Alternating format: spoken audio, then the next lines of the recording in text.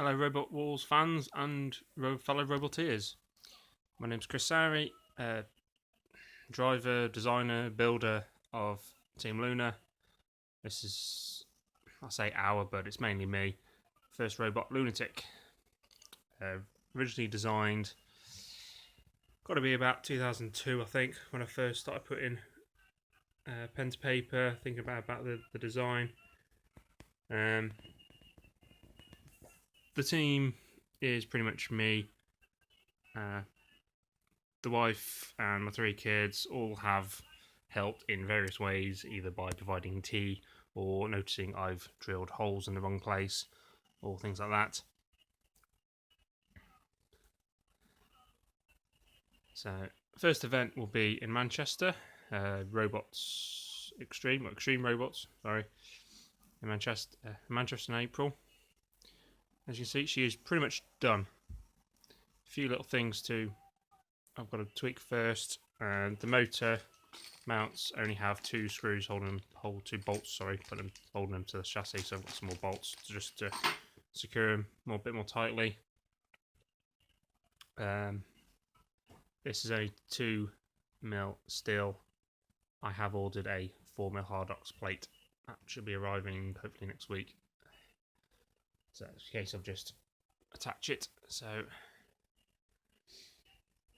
main weapon is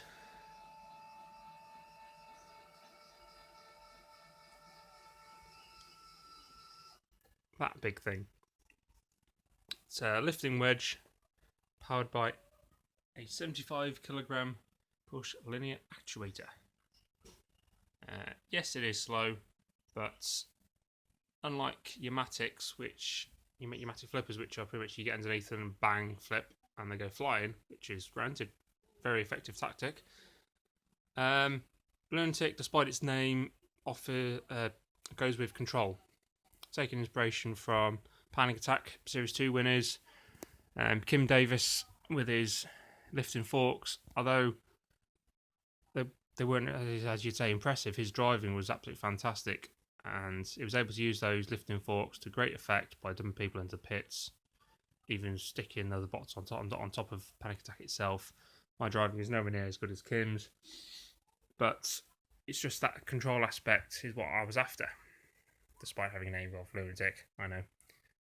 It's that confused, even the bots can mad. So, got a bit of an introduction of the bot itself. So got 4-wheel drive skid steer, and I've got to move over here, take this off.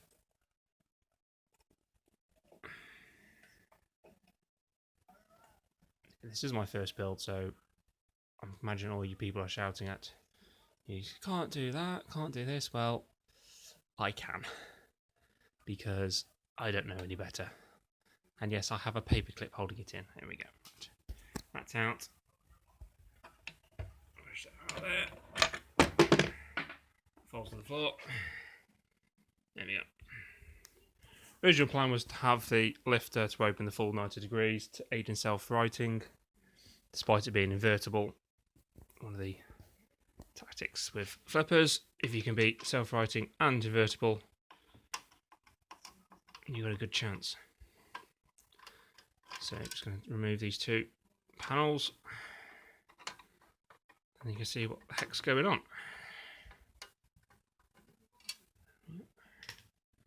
So those are just 1mm thick aluminium. Remove them, and you can see a massive jumble of wires. So we have 1, 2, 3, 4 12 volt even cordless drill motors, bog standard from DIY shop, £10 each, cheap. This is a robot very much built on a budget. So those are wired up. We have 3 I think Hobby King or Hobby Wing quick run 860 dual brushed motors. So 2 for the drive, 1 for the left hand side, 1 for the right hand side. Third powers the actuator RAM. And all those obviously run through the removal link, which is stuck there somewhere, sticks out the back end. Not happy with that, so if anybody who does know a bit more,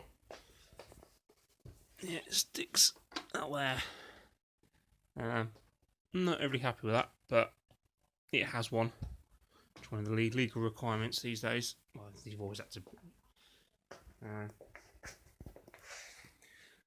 Fuse is in there, and the battery is a 200G 15 volt or 4 cell. Yeah, one of those things. Although the motors are 12 volts and the batteries are 12, I am overvolting the motors. It's a common thing with Robot Wars and battling these. The motors do get hot, but the matches are only 3 minutes, so there's not much chance for them to get that hot. I've known people to run 12 volt batteries on 12 volt motors, and again, yeah, there's been no problems. But obviously, the longer you run it, the more hot they're going to get. Luna-Tic will be take it to school fairs and things and do charity events, so it is going to be used a lot more than just battling. So, as you can see, the lights, another safety feature, these automatically come on when in there is the receiver for the radio gear. Speed controller is all plugged into that, and then there is the lights plugged directly into that as well. So as soon as the power comes on, or the receiver receives power, the lights automatically come on. Another safety feature, so people know that if the lights are on, the machine has power. So as you can see here, I've only got the 2 bolts holding the motors in. One of the pack. Today's job. Load more nuts. That's today's job. Shouldn't take too long. Just take all the side panels off. Unfortunately, the wheels off as well.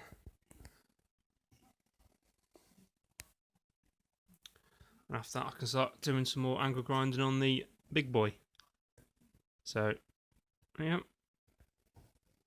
the big, thicker thing should arrive in a few days. So that'll be next week's job, attaching that up.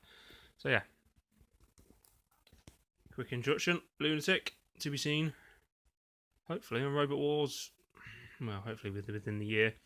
I did apply for the May filming that Robot Wars opened up, but of course the Featherweights were cancelled, so still hopeful.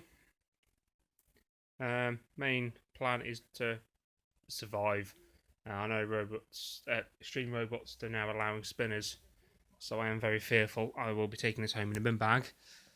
But hence the new armour. But no, it's all built from 10mm HDPE or something plastic.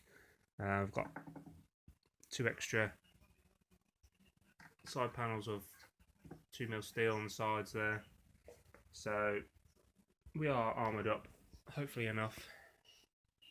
Will Thomas, please be nice. This is my first battle.